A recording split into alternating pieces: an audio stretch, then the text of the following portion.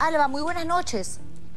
Buenas noches, Juliana. Muchas gracias por la invitación al programa. A usted, gracias por estar aquí, porque lo que se ha anunciado el día de hoy efectivamente es un bono importante de 760 soles, pero tengo entendido que no va a ser para el total de aportantes de pensionistas, sino para aquellos que no reciben ningún tipo de subsidio, que no reciben ningún tipo de ingreso, porque no están trabajando. Sí, Juliana, hoy día hemos presentado esta propuesta en conferencia de prensa y hoy día que tiene dos grandes líneas de trabajo esta propuesta. Tú te estás refiriendo sobre todo a lo que tiene que ver con la atención a la emergencia. Nosotros sabemos que los peruanos están pasando por situaciones muy complicadas. Efectivamente, los números son los que has dicho. Hay 4.7 millones de personas que alguna vez en su vida han aportado al sistema. De esos hemos identificado que hay 1 millón que tiene trabajo, sí tiene ingresos permanentes. Entonces estamos asegurándonos que el restante, que serían 3.7 millones, puedan acceder al bono, al segundo bono familiar. Y también estamos considerando para los pensionistas, que son 560.000 aproximadamente, que reciban también un bono de 760 soles. Pero esa es la medida que busca atender a la emergencia. Sabemos perfectamente, entendemos lo difícil que es la situación para las familias, pero también hay una medida, la segunda línea de trabajo, que es muy importante, y creo que es a la cual tendríamos que aspirar como país, que tiene que ver con cómo hacemos que más peruanos accedan a una pensión. ¿Por qué queremos que los peruanos accedan a una pensión? Porque como sabemos, nosotros podemos trabajar hasta un periodo de nuestras vidas. Cuando somos hasta los 65 años podemos trabajar, podemos generar ingresos, pero a partir de esa edad, algunos de 65 o más adelante ya no podemos trabajar. Entonces lo que nos permite la pensión es garantizarnos un ingreso vitalicio en esa etapa que no trabajamos. Lo segundo importante es que cuando tenemos una pensión tenemos acceso a salud. Es una protección muy importante para los adultos mayores. Y un tercer aspecto fundamental para la ventaja de tener una pensión es que protegemos a nuestras familias. Cuando el titular fallece, la pensión de cierta manera va a la viuda o a los familiares. Entonces, ¿cómo vamos a lograr esto? Es tan importante como atender la emergencia de corto plazo, es construir un sistema que permita que más peruanos accedan a la pensión. Claro, la pregunta y la crítica, ministra, pasa por el momento en el que se presenta esta, que es una salida que busca justamente darle alguna alternativa, no solamente al afiliado, sino también al pensionista, en momentos donde la crisis económica es muy grande y nos golpea a todos. Porque claro, los congresistas en respuesta al Ejecutivo, a lo que ustedes como gobierno proponen, van a decir, ok, ¿y por qué ahora? Nosotros ya hemos aprobado una ley que ustedes tienen que determinar si le dan luz verde, si le dan visto bueno o lo observan, y que terminaría lo más seguro en el Tribunal Constitucional. Pero lo cierto es, ¿por qué ahora y no se pensó antes en darles una salida, abrirles alguna puerta a estas personas que la mayoría no ha recibido un bono, la mayoría no tiene dinero de dónde sacar para subsistir en estos momentos de pandemia que se sigue extendiendo además? Nosotros, Juliana, como gobierno, siempre la prioridad fue la reforma del sistema de pensiones. Respecto al tema del sistema de pensiones, nosotros hace más de un año venimos trabajando en una propuesta que en abril presentamos un informe al Congreso, y también la idea de hacer un proyecto de ley que estableciera una comisión conjunta de trabajo para reformar el sistema. Nosotros creemos que durante la emergencia tenemos que dar soluciones que no generen más problemas, y la medida del Congreso para nosotros trata aparentemente de solucionar un problema, pero creemos que genera más problemas. Entonces, nosotros tenemos la propuesta del sistema de pensiones, pero hemos querido avanzar en algunas medidas que me gustaría decírtelas, ¿no? En el Sistema Nacional de Pensiones hay una profunda sensación de injusticia porque son muy estrictos respecto a cuáles son los parámetros para acceder a una pensión. Tengo que tener 65 años y 20 años de aporte. Pero sabemos que el mercado laboral peruano es bastante informal, las personas tienen contratos, no tienen contratos, son formales, son informales. Entonces lo que hemos abierto es una ventana para poder acceder, las personas que tienen 65 años puedan acceder a pensiones proporcionales si tienen aportes entre los 10 años de aportes hasta 19 años con 11 meses. Otra medida que estamos introduciendo es que estamos permitiendo las pensiones adelantadas, que es que las personas que han demostrado o han estado más comprometidas con aportar, los que tienen 25 años de aportes, ahora podrían acceder a su pensión a los 50 años de edad. Una tercera medida es que si tú tienes capacidad de trabajar, si tú quieres trabajar, lo que sucede usualmente es que si vas a trabajar te va a tocar suspender tu pensión. estamos ahora asegurando que estamos eliminando esta restricción, tú puedes trabajar y puedes también acceder a tu pensión. Y una última medida que es relevante también ahora es el acceso a la pensión de invalidez. Antes es un trámite que requiere una comisión del MINSA de salud que se demora usualmente 6 meses en acreditar a una persona. Estamos cambiando el procedimiento para que sea el médico de la persona quien acredite que la persona tiene invalidez y luego la ONP haría una supervisión, una fiscalización. Nosotros esperamos que este plazo se reduzca de 6 meses aproximadamente una semana. Con esta reforma, ministra, podemos adelantar o concluir que van a observar evidentemente la ley del Congreso de la República ya aprobada. Por supuesto, Juliana. Hay 2 temas fundamentales en la ley del Congreso. Primero es que se desconoce la esencia del sistema. Como bien lo has dicho al inicio, en el Sistema Nacional de Pensiones es un sistema de solidaridad entre generaciones, donde todo lo que entra mes a mes de los aportantes va directamente a pagar las pensiones de un jubilado, con la promesa o con la idea que cuando yo sea un adulto mayor sean los jóvenes los que me paguen la pensión. El nivel de financiamiento del Sistema Nacional de Pensiones es grande.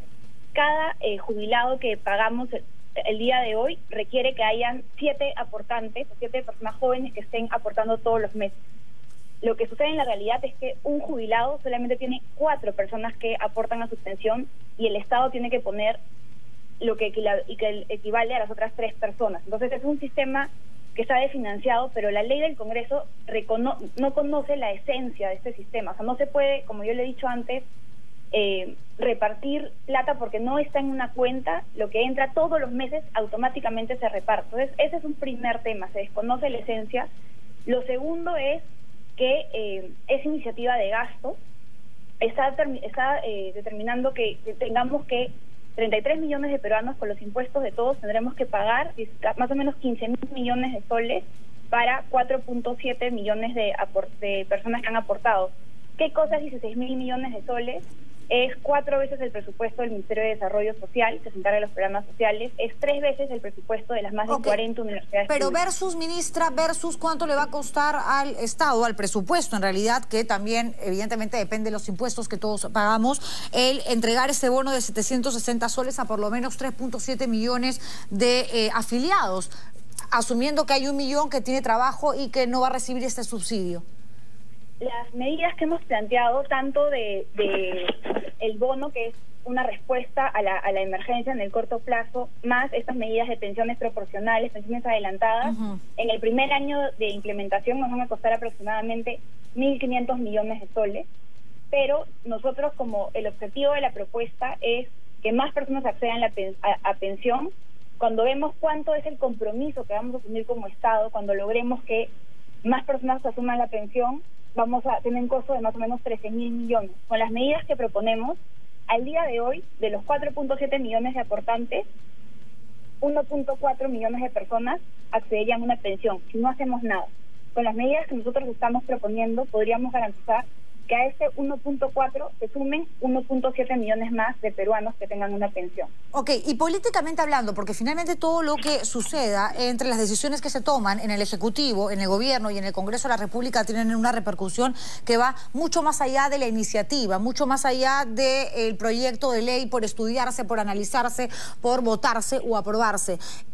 Claro, ¿cuál va a ser la consecuencia final? Porque lo que vemos es una pelea, una bronca entre ambos poderes que no tiene cuándo acabar. Es decir, en el caso de las AFP se aprueba. Evidentemente, lo que ya sabemos, esta iniciativa la observan ustedes, presentan, ¿no?, una propuesta de reforma y el Congreso simplemente no le hace caso, no le para bola. Ahora, con el tema de la ONP, está pasando algo que podría, digamos, presentar un desenlace bastante similar. Es decir, el proyecto es aprobado, la iniciativa legislativa, por el Congreso en su mayoría.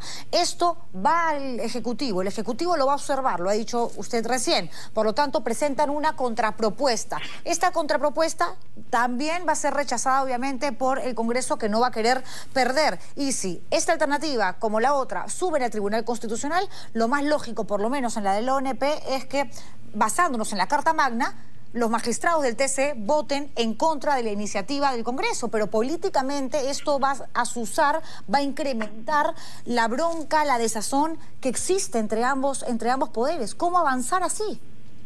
Yo lo que le pediría al Congreso es que mire esa propuesta sin...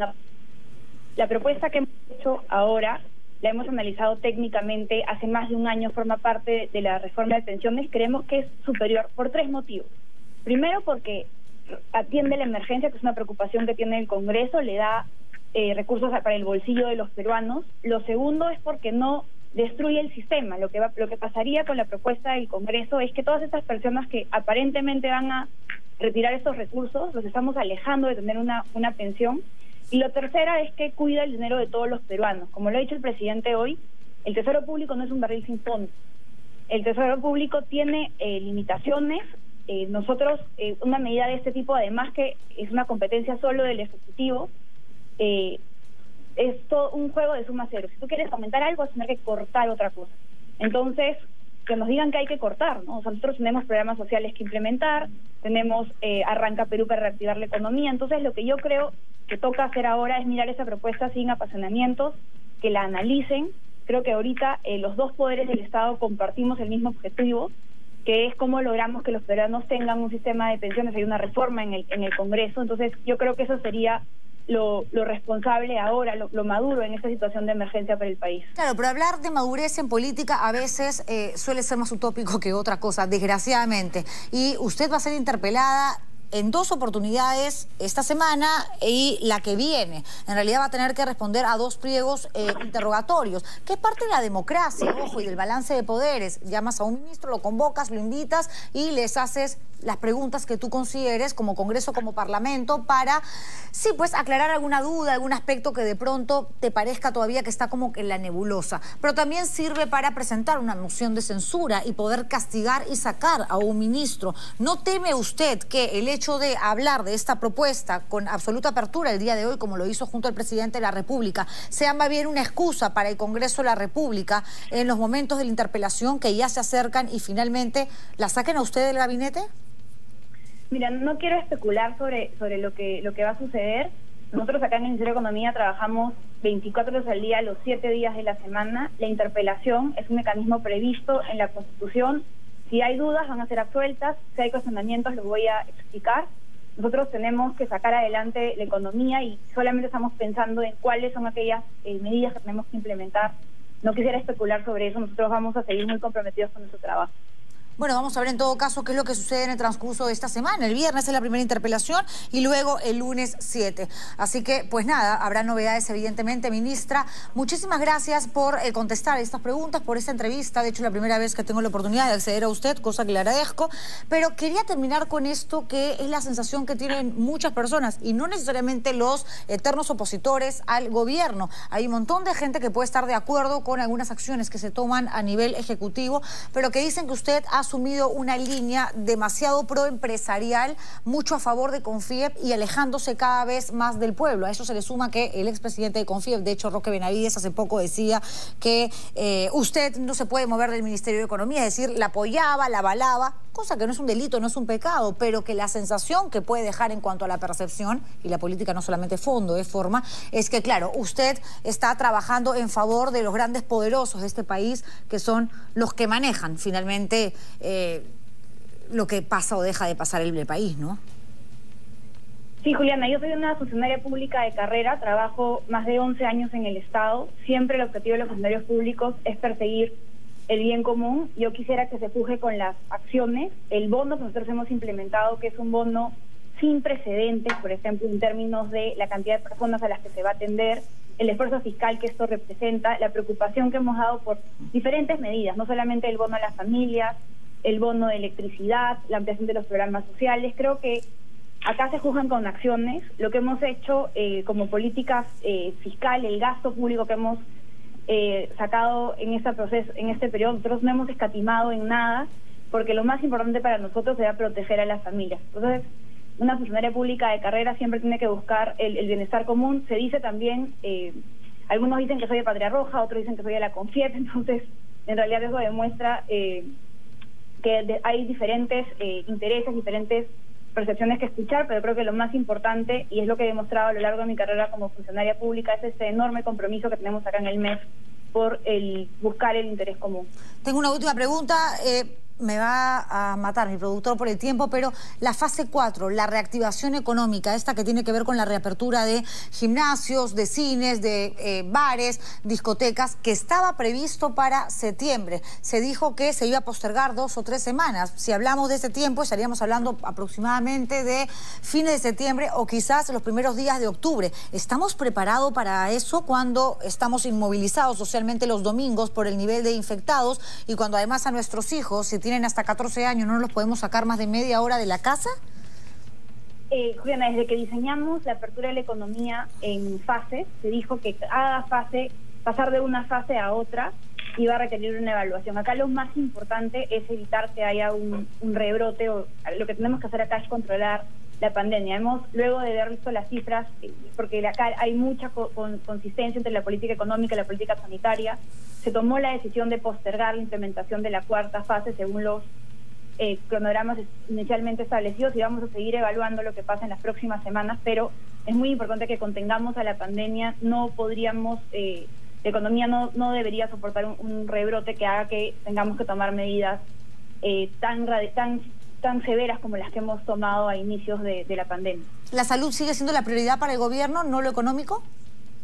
La salud siempre ha sido la prioridad del gobierno, por eso es que se tomaron esas decisiones en abril, en marzo, de un confinamiento tan agresivo, que es lo que se está viendo en el crecimiento económico del primer semestre. No creo que la salud siempre ha sido lo más importante, también se ve reflejado en el presupuesto del próximo año. Gracias, ministra María Antonieta Alba, por esta entrevista. Muchas gracias, Juliana. Solamente decirle a todos los peruanos que desde el gobierno entendemos perfectamente la situación complicada por la que estamos pasando y no vamos a trabajar sin descanso hasta sacar adelante la economía. Muchísimas gracias.